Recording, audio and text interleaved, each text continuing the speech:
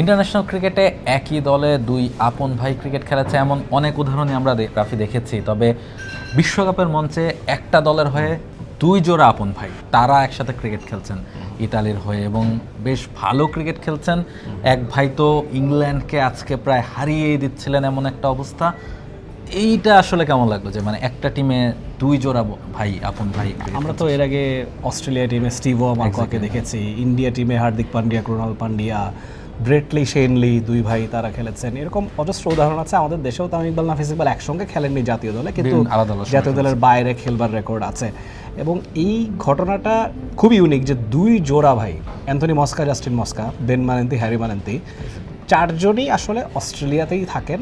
Italian নাগরিকত্ব তাদের আছে, ইতালি টিমের হয়ে খেলছেন। এখন আমরা জানি অ্যাসোসিয়েট টিম যেগুলো আছে সেখানে তো আসলে আর আপনি এটা মেনটেন করতে পারবেন না যে 11 জনই সেই দেশের হবে, সেটা আসলে সম্ভবই না।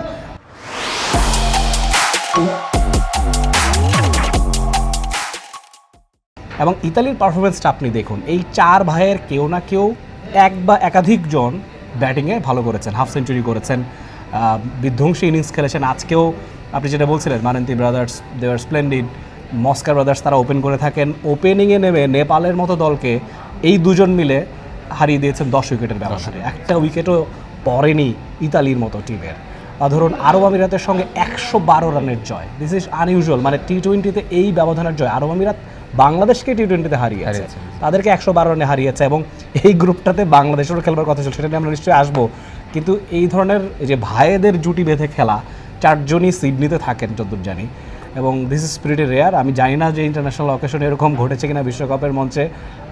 এটা Italy team as a team নিজেদেরকে অন্যভাবে প্রকাশ করলে এবারে বিশ্বকাপের মঞ্চে। অ্যাবসলিউটলি, তারা ওয়ার্ল্ড কাপে যেভাবে ক্রিকেটটা খেলছে, যদি চার ভাইয়ের কথা বলি টোটাল, তাদের একটা বড় অবদান রয়েছে এবং তারা প্রত্যেকেই অস্ট্রেলিয়ান, সে কথাও বলছিলেন। ফলে তারা কিন্তু ওই লেভেলের ক্রিকেটটার সাথে পরিচিত। তাদের জন্মস্থান যেই জায়গায় বা তাদের বাসস্থান যেই জায়গাতে, যেহেতু তারা অস্ট্রেলিয়াতে ক্রিকেট খেলেছেন, ফলে ওই টেম্পারমেন্টটা তারা বুঝতে পারেন এবং সে কারণেই ওয়ার্ল্ড ক্রিকেটে এসে বা ওই ওয়ার্ল্ড কাপের মতো স্টেজে এসে তারা ঠিক তাদের ওই পারফরমেন্সটা করতে পারছেন এবং নিজেদেরকে প্রমাণ করতে পারছেন। ফলে ইতালির পারফরমেন্সেও তার একটা বড় প্রভাব পড়ছে এবারের ওয়ার্ল্ড কাপে এসে।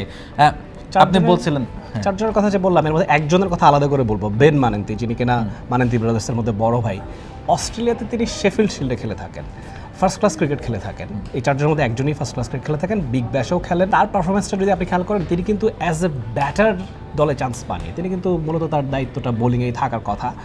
ব্যাট হাতে তার গড় 10-12 এরকম ছিল। এবারের বিশ্বকাপে এসে তিনি 2টো হাফ সেঞ্চুরি হাঁকিয়ে দিয়েছেন। এইটা আনইউজুয়াল এবং টি-20 ফর্মেটে এইভাবেই আপনাকে খেলতে হবে। আপনাকে ব্যাটিং বোলিং যখনই আপনি সুযোগ পান না কেন, you have to be effective. Italy টিমটা এই জায়গায় আসলে ক্লিক করে গিয়েছে। তাদের এই চারজন শুধু না, এর বাইরেও যারা আছেন প্রত্যেকেই অ্যাজ এ টিম খেলার একটা নিদর্শন তারা করে দেখিয়েছে এবং ভয় ধরে দিয়েছে বড় দলদের, এটা বলতে হচ্ছে। For more updates, subscribe to our YouTube channel and click on the bell icon. Follow us on Facebook and Instagram. Download T-Sports app to enjoy exciting games and highlights. Visit tsports.com.